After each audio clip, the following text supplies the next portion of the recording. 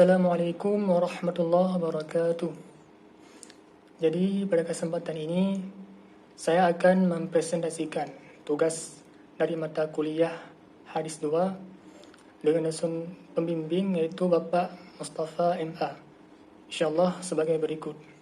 Hadis Arba'in An-Nawawiyah yang ke-31 yang bunyinya An Sahlin ibni Sa'ad As-Sa'idi radhiyallahu anhu qala جاء رجل إلى النبي صلى الله عليه وسلم فقال يا رسول الله دلني على عمل إذا عملته أحبني الله وأحبني الناس فقال ازهد في الدنيا يحبك الله wazhad fima 'indan nas yuhibbakan nas. Adapun arti daripada hadis ini yaitu dari Sahal bin Sa'ad As-Sa'idi radhiyallahu an berkata, ada seorang datang kepada Nabi sallallahu alaihi wasallam lalu berkata, wahai Rasulullah, tunjukkanlah kepadaku suatu amal yang apabila aku lakukan Allah mencintaiku dan manusia juga mencintaiku. Beliau menjawab, zuhudlah di dunia, maka Allah akan mencintaimu.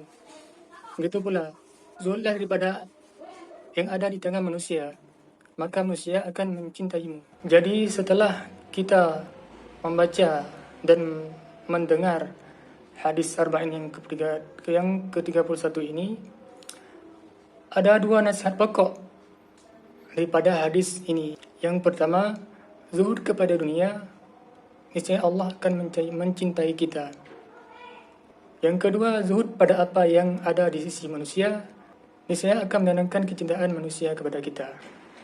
Jadi apa makna sebenarnya daripada zuhud ini? Zuhud ini adalah meninggalkan kecenderungan hati kita terhadap kecintaan kepada dunia. Zuhud adalah melepaskan hati kita terhadap pengaruh yang bersifat duniawi. Maksudnya, ketika kita ada harta, kita tidak pelit, tidak kikir kepada yang meminta, dan tidak menyibukkan kita terhadap kegiatan-kegiatan yang bersifat duniawi sehingga kita lupa kepada Allah Subhanahu wa taala. Imam Al-Ghazali menerangkan zuhud yang berkaitan terhadap harta. Menurutnya, banyak orang yang salah ataupun keliru dalam memahami arti daripada kata zuhud ini.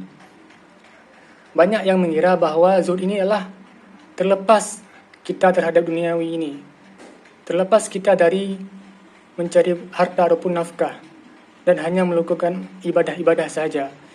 Menurut beliau itu salah. Menurut Imam Al-Ghazali, banyak yang mengira orang yang meninggalkan harta duniawi itu disebut orang yang zahid ataupun orang yang zuhud. Menurut beliau itu salah.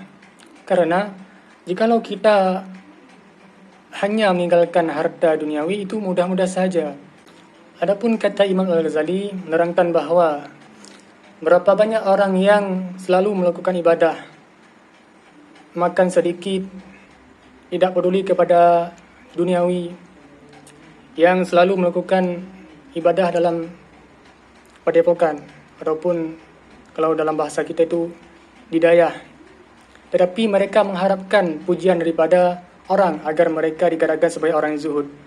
Menurut beliau itu adalah hal yang salah. Padahal sikap demikian merupakan tidak sekali mengenai kepada sikap kesuhudan yang sesungguhnya. Menurut Imam Al-Ghazali, ada 3 tanda-tanda orang yang menerapkan sifat zuhud ini. Yang pertama, tidak terpengaruh oleh keberadaan harta. Maksudnya, ketika seseorang ada harta di dalam kehidupannya, dia tidak pelit ataupun kikir. Dia selalu senantiasa memberikan harta tersebut kepada yang memerlukan.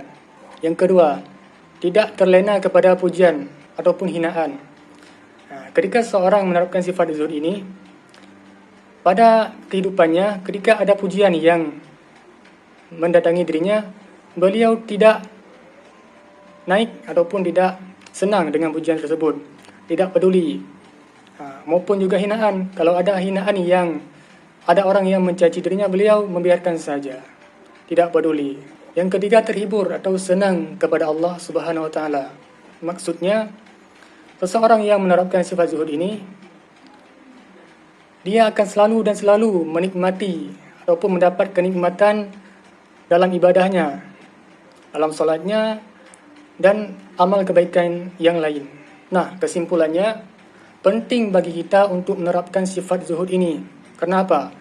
Karena dengan kita menerapkan sifat zuhud ini, yaitu sikap yang terpuji, kita akan mendapatkan kecintaan dari Allah Subhanahu wa taala dan juga selalu dan juga mendapatkan kecintaan pada hati-hati manusia. Sekian presentasi dari saya. Semoga bermanfaat. Wassalamualaikum warahmatullahi wabarakatuh.